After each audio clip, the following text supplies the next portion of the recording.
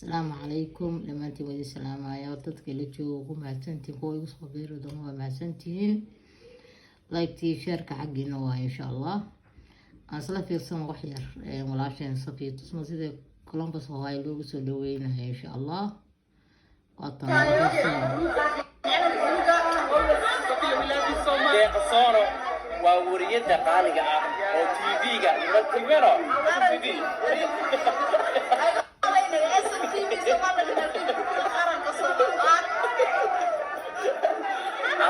واي ايه ده يوجي هاي معلقه معلقه سكي سودا اي انا بدي عليها اي انا ما بدي عليها يا رب دور اي واسبيتي واي تسمع يا waxay kaay iskala aniga aan ka salaamtay TV-ga Somaliland ay waxay tiri saaxiibada qaaliga oo carruur soo egtay ku tiri my sister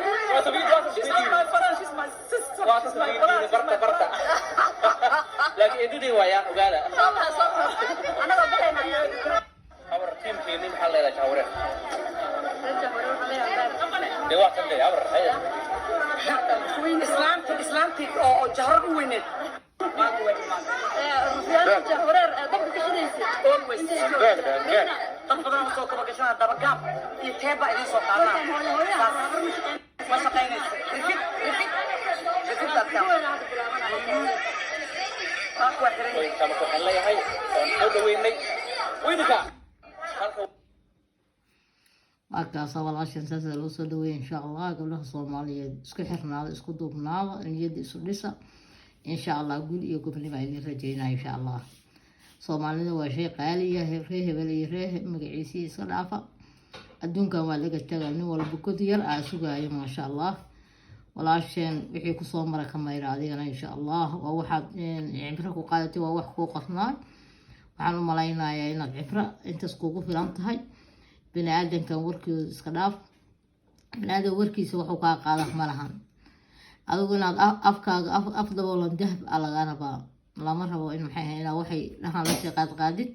ninkii wax sheegay ninkii wax sheer galay asaga u taalaa insha Allah guul iyo gobonimo ku rajeynaa hooyaa tahay iska dhaaf dadka warkooda waxa kaaga fiican af daboolan dahab hada afkaaga ka xiratid ayaga afka marmaroojina maxaa kaa galay ninkii dambaaba asaga dambaaba ninkii magaciisa asaga magaciisiyooba maxaa kaa qusay adiga waxba kaama qusayaan waxaa ku leeyahay hor u soco iska dhaaf dadka warkooda salaadaada iska dugo subxaanallah isu shibka leh laba beri le war sheega maalinta saddexaadna waa ugu dhamaataba Soomaali saasaa lagu yaqaanaa Soomaali dad fiican waa ku jiraan dad xun waa ku jira balaayada iyo qurunka sheelgalay inta xun inta fiican ka badan ayra kuliya gobonimo ku rajeynaa insha Allah wiilaysa insha Allah walaashay saasiina nabadgelyo